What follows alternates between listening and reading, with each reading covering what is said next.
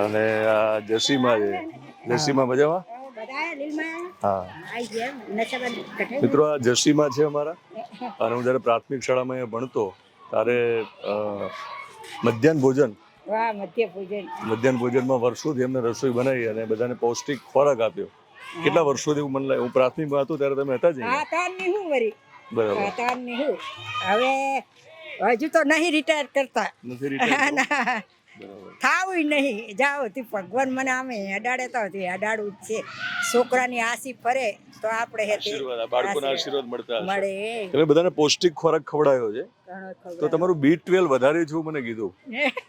કેટલું છે B12? મારે અત્યારે 14% લોહી છે. હું લોહી દેવા જાઉં ને તે સાહેબ કે તમે શું ખાવો? કે ટાઢી રોટલી ખાવું, ટાઢી ખીચડી ખાવું, ટાઢું જે બને એટલું ટાઢું જ ખાવાનું, ખાવાનું નહીં. જ્યાંથી નિહારમાં રહું ત્યાંથી ટાઢું ખાવા શીખી જાય તો જુર ગરમ નહીં પાર્યું. મિત્રો, મારા પડોશી પણ છે. અમારે એક જ દિવાલ છે અમારા બંનેના ઘર વચ્ચે. એટલે આમ તો એટલે મને ખબર છે આ B12 વાળી વાત. એટલે તમારે 14% ઉપર લોહી છે. પણ સાહેબ શું કે તમારે કે 12 મહિના થાય એટલે લોહી દેવા આવવાનું. કહું આઈશ. તમારે 14% હિમોગ્લોબિન છે, પણ તમારું લોહી ક્યારે ચડે? મને વિડીયોમાં જુઓ તો તમારું સવારે લોહી ચડી જાય? ચડી તો જાય જ ને સાહેબ. હા, ચડી જાય છે. મને તો છોકરો ખાતો મને ઘણા સંખ્યા ભારું એટલે મારું પર લોહી ચડતું હોય એમ. મને તમે વિડીયોમાં જુઓ બધાને ઇન્ટરવ્યુ કરતા તો તમે રાજી થો? હા, રાજી. ત્યારે કેટલું લોહી ચડે? તાર તો બહુ જ ચડે. એમ થાય કહો અમારો પાડોશી અમારા આયા હે અને છોકરો જ કહેવાય એટલે પર લોહી ચડતું હોય. એમ થાય કે ના, આટલા આગળ ભગવાન જેટલાને વધે ને એટલાને વધારતા જ રહેજો. અને અમારી આશી તમને ફરે એવી. તો મિત્રો, આ જ પ્રાથમિક શાળામાં આવ્યો છું કે જે અમારું પ્રાથમિક શિક્ષણ થયેલું. હું આવડો જ હશું, અહીં હશું ત્યારે સમય ક્યાં પસાર થાય છે ખબર પડતી નથી. આવો આપણે આમ વાતો કરીએ થોડી. ઓળખો છો મને? ઓળખો છો મને? આપણા પાડોમાં નસવાબા હે કે નહીં? તું નહીં ચણ્યાન બળ્યાની વ્યક્તિ બોરાની એમના દીકરા નરસિંહબાને ઓળખો છો? લીલીમાં આપણે લીલમાંથી ઓળખાય. અમારે લીલીમાંથી ઓળખાય. આપણે લીલમાંથી ઓળખો ને. અમે લીલીમાંથી ઓળખાય. મિત્રો, આખા ગુજરાતમાં ભલે મારી ઓળખ હોય, પણ મારા ગામની જ જો નવી પેઢી મને ન ઓળખે તો મને લાગે છે કે મારે વધારે મહેનત કરવી પડશે. આપણે થોડા આગળ જઈને વાતચીત કરીએ. આવો, હાલો. તમે કેમ આમ અવાજ નથી કરતા? આવો. કેમ? અહીં આવતી રહે. તું કેમ અવાજ તોફાન નથી કરતી? કેમ નથી કરતી? કે તું મને ઓળખે છે એમ? શું નામ મારું? દિનેશ કાકા. દિનેશ કાકાના વિડીયો જોવે છે તું? એવું? દિનેશ કાકા શું કરે છે વિડીયોમાં? કોના ઇન્ટરવ્યુ કરે છે? બધાના ઇન્ટરવ્યુ કરે છે. તો તમે ઓળખો છો મને? ના. ઓકે. તમે કેમ નથી ઓળખતા? મારે એ સમજવું છે. હું આ નિશાળમાં પહેલી વાર આવ્યો એટલે ને થોડું ઝડપથી આવ્યો તો મને ઓળખ તમે.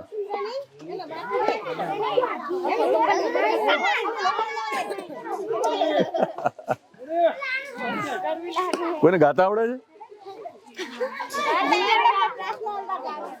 એમ કોને આવડે છે ગાતા?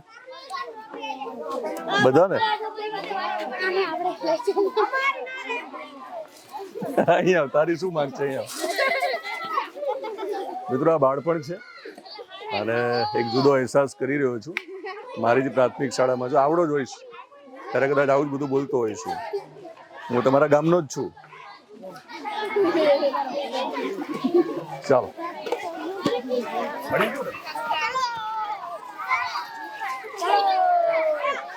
શું નામ તારું? શું? શું બનવું છે મોટા થઈને? પોલીસમાં જવું છે? કેમ? નોકરી. એમ નહીં, પોલીસમાં કેમ જવું છે? કારણ તો હશે ને કઈ? બોલ ને. વર્દી ગમે છે? વર્દી પોલીસની? બરાબર. તારું શું નામ? પોલીસ. તારે પોલીસ બનવું છે? એટલે પોલીસ બનવાના છે મારા ગામમાંથી. હો, તો મને કોઈ પોલીસ વાળા પકડે તો છોડાવશો પછી? પણ એમાં તો લાગવગ ના કરાય ને. તમારી ડ્યુટી નિભાવવાની હોય. હું ભૂલ કરું ને મને પોલીસ પકડે તો છોડાવાય કે ના છોડાવાય? ના છોડાવાય ને.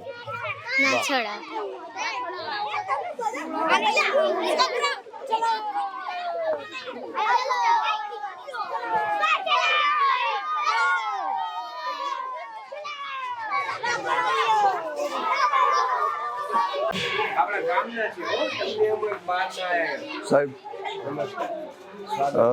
કુલદીપનો ઇન્ટરવ્યુ કરવું છે આજે ગાયકોની ગોતમાં. કે મારી ઈચ્છા એવી હતી કે આપણે પ્રાથમિક શાળામાં અહીંયા જ ભણ્યા અને જે ઓટલા ઉપર બેસીને એના દાદા એટલે કે આપણા જે સાહેબ સોમભાઈ સાહેબ એ જ્યાં ભજન ગાતા ને ત્યાં ઇન્ટરવ્યુ કરવો હોય તો આપણે ત્યાં ઇન્ટરવ્યુ કરીએ.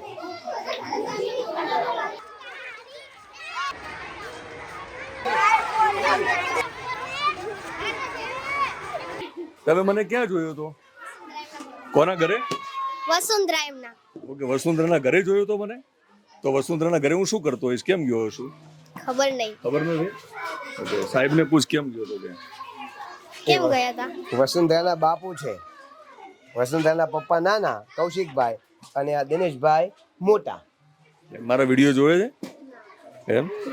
મેં જોયો. કયો વિડીયો જોયો તો? તમે આમ કોઈનું ઇન્ટરવ્યુ ઓલા શું કે ગીતા ગીતાબેન રબારી. હા એમનું ઇન્ટરવ્યુ લેતા હોય મેં જોયો તો. મેં રશ્મિકાબેન રબારીનું ઇન્ટરવ્યુ. તો તમારે ગાયક બનવું છે? ગીતાબેનના શિક્ષક પાટડીમાં છે ને એમને પેલી વાર કીધું તને બેટા અવાજ તારો સારો હોય એટલે આપણે ભવિષ્યમાં કંઈ પણ થઈ શકે. અને બીજું વડગામમાં તો તાકાત છે આપણી ગામને ભૂમિમાં કે વડગામમાંથી કોઈ માણસ નીકળે તો એ આગળ જઈ શકે. એટલે મહેનત કરવાની. હો, લોકો આવવા માટે મથે છે મારા વિડીયોમાં. તું અહીં મળી ગઈ છે તારે કુલિંગ ગાવાનું. કયું ગઈશ? ભજન કે ગીત? કયું કયું કયું કયું કયું? કુલિંગ, કોઈ ચિંતા નહીં. સાંભળ, દ્વારિકાનું ચાલે. કોઈ અહીંયા છે જ નહીં. શું વિચારવાનું? હું અહીંયા જ 7મું ભણતો. મિત્રો, મારી શાળામાં છું જ્યાં મારું પ્રાથમિક શિક્ષણ થયું છે.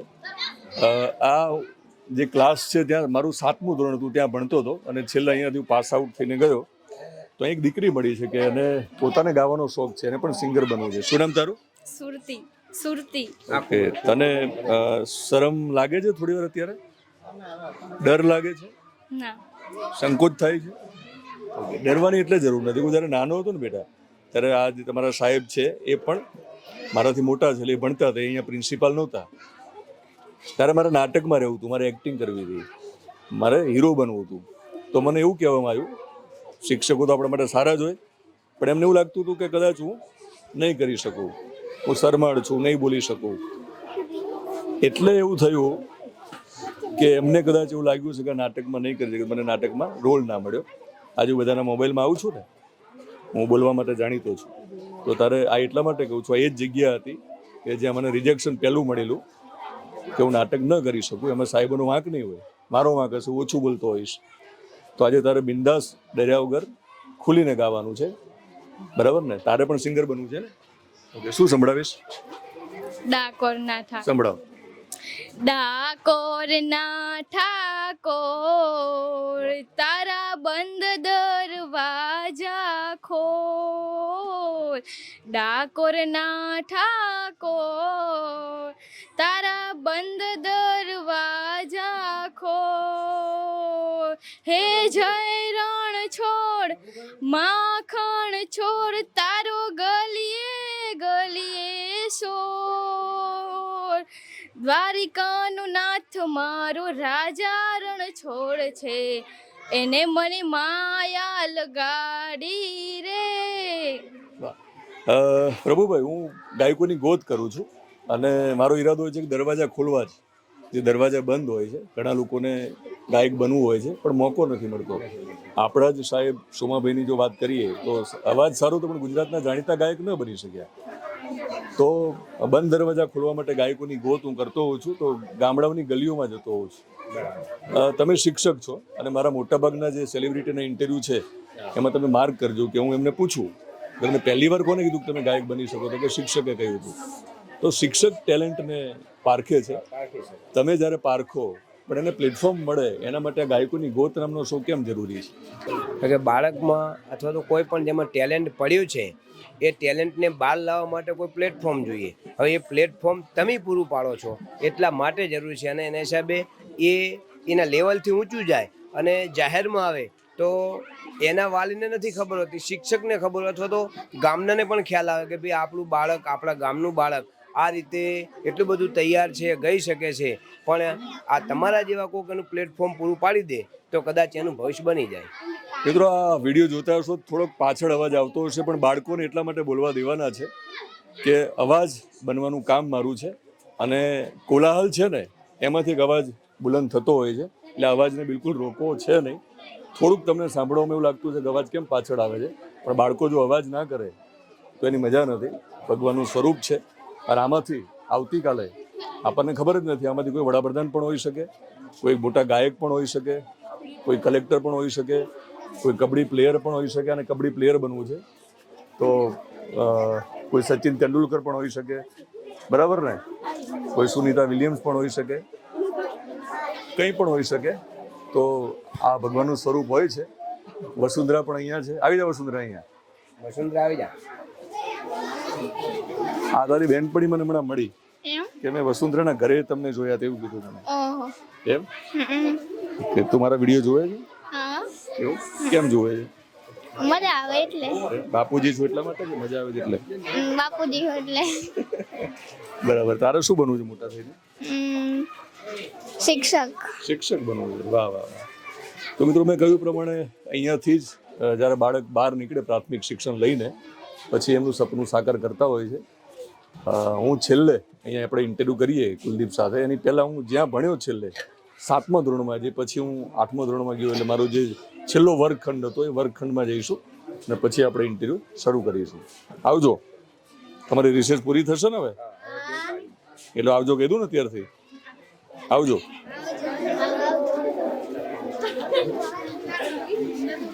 ચાલો.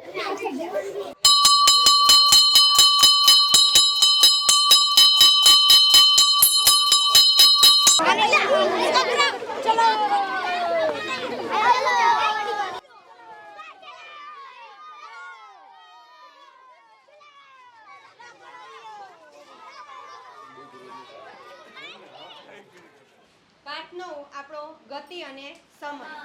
સમયની સાપેક્ષે પદાર્થના સ્થાનમાં થતો ફેરફાર એ આપણે આ વિડીયોમાં જોયું. ગતિ, આવર્ત ગતિ, પછી સુરેખ ગતિ. કોઈ ખબર છે આવર્ત ગતિ કોને કહેવાય? તો ગતિ અને સમય. ગતિ એટલે શું કે પદાર્થના સમયની સાપેક્ષે પદાર્થના સ્થાનમાં થતો ફેરફાર. અને આપણે ગતિ ધોરણ 6 માં ભણ્યા હતા. અલગ અલગ પ્રકારની ગતિ આવતી હતી. કોઈ યાદ હોય તો મને કહો. હું કંઈક કહી શકું? મિત્રો, આ એ જ પ્રાથમિક શાળા છે કે જ્યાં હું ધોરણ 7માં અહીંયા ભણતો હતો, અને ગતિ અને સમય આ પાઠનું નામ છે. જે રીતે વિષય પ્રમાણે એમાં ભણવામાં આવતું હશે એક જુદી વાત હશે. ગતિ એટલે શું અને સમય એટલે શું એની વ્યાખ્યા કરી હશે. પણ હું મારા જ ગામના છોકરાઓને કહું છું, ઓળખો છો મને તમે? બધા ઓળખો છો? તો હું જે ગતિ આગળ વધ્યો જીવનમાં અને સમય સાથે આગળ વધ્યો, તો મારામાંથી તમારે શું શીખવાનું છે, અથવા તો હું જે જીવનમાં હજુ શીખી રહ્યો છું એ આપણે એ શીખવાનું છે કે એક ગતિ સાથે તમારે સતત આગળ વધવું જોઈએ. શું કરવું જોઈએ જીવનમાં? ગતિ ઓછી હોય તો પણ ચાલે. ગતિ જરૂર લાગે તો વધારવાની હોય, જરૂર લાગે ત્યાં ઓછી કરવાની હોય. પણ તમે બિલકુલ ગતિમાં ન હોય તો સમય જતો રહે ને જીવનમાં. તો જીવનમાં સારો સમય ક્યારે આવે? તમારા કોઈ પણ ફિલ્ડમાં તમારે કંઈ પણ બનવું હોય જીવનમાં, તો સારો સમય ક્યારે આવે? કે તમે તમારી ગતિને જાળવી રાખો. તમે તમારા જીવનમાં જે સફર શરૂ કરો છો એની એક ગતિ હોય છે. એ ગતિ પ્રમાણે તમારે આગળ વધવાનું હોય છે. સમયથી પહેલાં પણ મળતું નથી, બરાબર ને? તો એનો જ્યારે સમય આવશે ત્યારે તમને મળશે. કે તમારે ઉતાવળ કરવાની જરૂર નથી કે તમને લાગે કે ના હું ગતિ વધારી દઉં અને હું ઝડપથી ત્યાં પહોંચી જાઉં સ્થાન સુધી, પણ નહીં મળે. એટલા માટે કે યોગ્ય સમયે મળે એમાં ભગવાનની ઈચ્છા હોય આપણને. તો શોર્ટકટ જીવનમાં અપનાવવાનો થતો નથી. શું કરવાનું? જીવનમાં કોઈ શોર્ટકટ નહીં અપનાવવાનું. એની યોગ્ય ગતિ આગળ વધવાનું છે, તો તમારો પણ સારો સમય આવશે, બરાબર ને? તો ગતિ અને સમય આ પાઠમાંથી આવું શીખ્યો છું. જેવું ભણવામાં આપણને જુદી રીતે શીખવાડવામાં આવે છે, પણ જીવનના પાઠ સાથે જ્યારે હું આ પાઠને જોડું તો હું આવું માનું છું કે આવું હોવું જોઈએ જીવનમાં. તો તમે પણ ભવિષ્યમાં એક ગતિ સાથે આગળ વધો અને સમય જે છે એને સાચવી લેજો, તો તમારો પણ સારો સમય આવશે. તો મિત્રો, હું અહીંયા ગાયકોની ગોત માટે આવ્યો છું મારા ગામમાં. મારા ગુરુ સ્વર્ગસ્થ સોમાભાઈ બારોટ, જેમનો પૌત્ર કુલદીપ બારોટ બહુ સરસ અવાજ ધરાવે છે. તો અહીંયા તો અમે ભણીને ગયા ત્યારે બેન્ચીસ નહોતી, અમે નીચે બેસીને ભણ્યા છીએ, પણ એટલે જ કદાચ જમીન સાથે જોડાયેલો છું. અને જમીન સાથે જોડાઈને રહેવું જરૂરી છે. ભણવા માટે વ્યવસ્થા માટે ભલે બેન્ચીસ હોય, પણ પગ બેન્ચીસમાં બેઠા પછી પણ પગ તો જમીન સાથે જોડાયેલા રહે છે. તો હું પ્રયત્ન કરું છું કે મારા પગ જમીન સાથે જોડાયેલા રહે, અને એટલે જ કદાચ ગાયકોની ગોત નામનો એક શો કરી શકું છું. તો કુલદીપનો ત્યાં બેસીને મારે ઇન્ટરવ્યૂ કરવો છે કે જ્યાં વર્ષો પહેલાં એના દાદા પ્રાર્થનામાં ભજન ગાતા. તો સાથે મળીને કુલદીપને ગુજરાતનો જાણીતો ગાયક બનાવવો છે. તો ગાયકોની ગોતનું હવે પછીનું શૂટિંગ હું ત્યાં કરવાનો છું. અને મારું બાળપણ મને યાદ આવી ગયું છે, અને હું સમય અને ગતિ, મારી જે ગતિ હતી એ પ્રમાણે હું આગળ વધ્યો, અને એક એવો સમય આવ્યો કે હું અહીંયા એ જ ક્લાસમાં બેઠો છું કે જ્યાં વર્ષો પહેલાં હું પ્રાથમિક શાળામાં ભણતો હતો. તો સમય અને ગતિ એ ક્યાંય અટકતા નથી. તો એક એવો સમય આવ્યો કે એની સાથે બેસીને હું ભણી રહ્યો છું, અને ટીચરે મને ભણાવ્યો છે. તો શિક્ષકનો બહુ મોટો રોલ છે આપણા જીવનમાં. એ આપણને જે કંઈ શીખવાડે, જે કંઈ ભણાવે એ આપણા હિતમાં હોય છે. તો ચાલો, એક સમય આવી ગયો છે કે ગાયકોની ગોત માટે આપણે કુલદીપને મળીએ.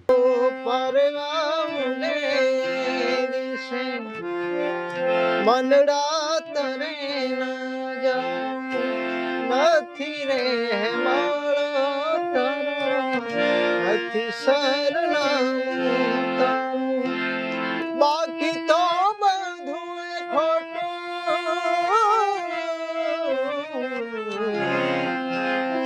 બાકી તો બધું ખોટું એક તારું મરણ બાકી તો બધું ખોટું એક તારો માર્ગ હાચો માયા કેરી ચંદે પમેરે કશું